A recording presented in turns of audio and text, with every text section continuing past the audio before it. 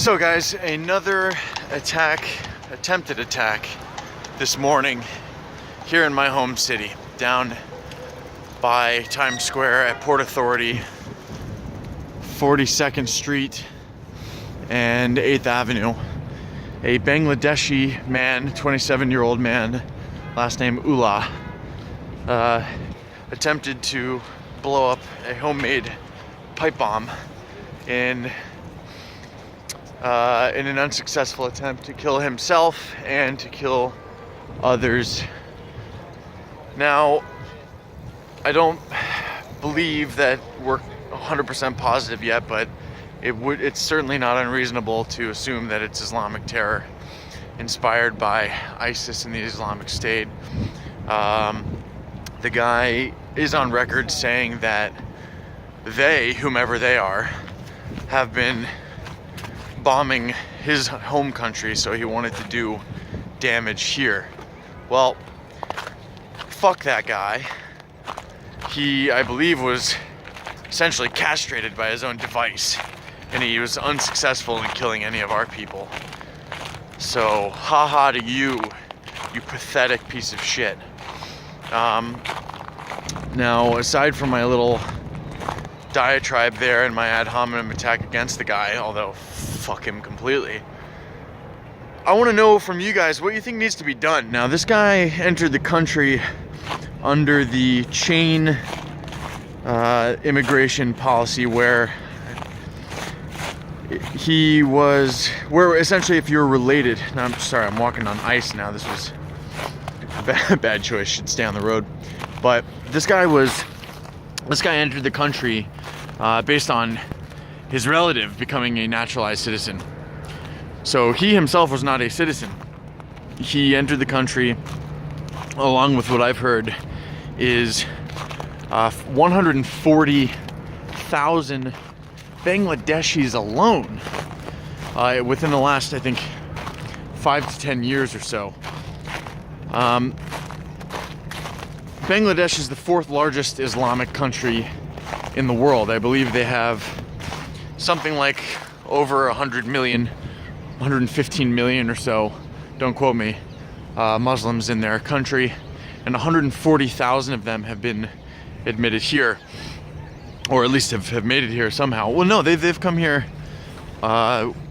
with our knowledge, with our policies working out, and our policies in play. So I want to ask you guys what you think needs to be done. Should we tighten up immigration? Should we add to that by completely expelling of the policy, the chain relative policy or whatever it's called? And should we take a closer look at the fact that Islam is an underlying common factor with all of the Islamic terror that happens, obviously. But why do our politicians seem to fail to identify this in an intellectually honest way? It seems to me that being politically correct is a huge part of it, sorely. And it's clear to me that one reason why so many people voted for Trump is because he's tired of the politically correct way of conducting policy and politics. And he, while quite brash and verbally uncouth, if you will, has exemplified his unwillingness to participate in the politically correct atmosphere of someone like a Barack Obama, who, while elegant in speaking and eloquent, failed often, if not completely, to identify Islamic terror as a serious issue. Now, I do want to commend the first responders that work diligently and meticulously and pragmatically to respond to situations like this, and all of the heroes that rush into situations like this when most people are fleeing. So I want to take a second to commend these guys who are putting their lives on the line, doing something that I'm not willing to do in order to potentially save the lives of Americans and humans alike. But I definitely want to know from you guys what you think needs to be done, if there is anything that can be done. The argument for me seems to come down to the psychology of these actors, if you will. So if you talk about someone like a Dylan Roof or a Charlottesville neo-Nazi type guy, or some of the terrorists in this country, the domestic terrorists who have shot up a bunch of people, the guy at that church not too long ago. These guys are terrorists. Now, they're terrorists because they have a political or religious motive. Now, if you take someone like the guy who shot up all those people in Las Vegas, to our knowledge, he is not a terrorist because he did not have a political or religious motive, to our knowledge. So it's not accurate to call him a terrorist, although he terrorized quite a few people. He did not fall into the category of the definition of terrorism. Now, what I'd like to see people stop doing is calling many people like Dylan Roof and so on white terrorists. Now, of course, they're white, and many of them were motivated by race. But the difference between calling them, okay, I don't necessarily disagree with calling them white terrorists. I mean, that's what they were, and in fact, they were motivated by racial. They were motivated by race. The difference is that there is no playbook for whites. There is no common factor that every white person is playing by that bonds them together in committing acts like this. There's no playbook. Okay, Islam and the Quran contains messages that compel and spell out, essentially, for people to do these things. It compels people to do these things, and it spells out to do these things.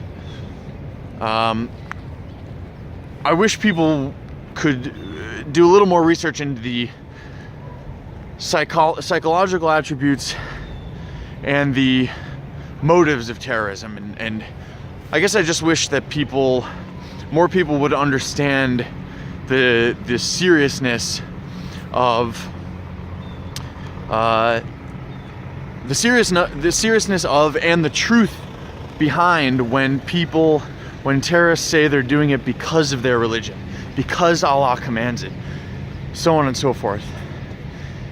Now, that is the difference between a Dylan Roof and an Ullah, like the guy today, or a Bin Laden. Now, obviously, there's other factors when it comes to Bin Laden, but the basis and the fundamental reason for his actions were Islam, the Quran, and so forth. And when a white guy shoots up a church, he's not pointing to a book. He's not pointing to something that millions of people ascribe to. Well, at least not a religious text that is a common factor and common link. He's also not pointing towards the idea of an afterlife. He's also not pointing towards an eye for an eye, tooth for a tooth type scripture that does occur in the Quran. Anyway, it's another exhausting day for me just to hear about this attempt again. I'm here in Central Park again. I'm here often, as you guys know. It's a lovely time of year, if you ask me. Any time is a lovely time of year to come to Central Park, but I want to make sure that the message of having a wonderful holiday and staying close to your family and friends is heard loud and clear. And we will not let pieces of shit like this guy today who tried to ruin the lives of innocent people.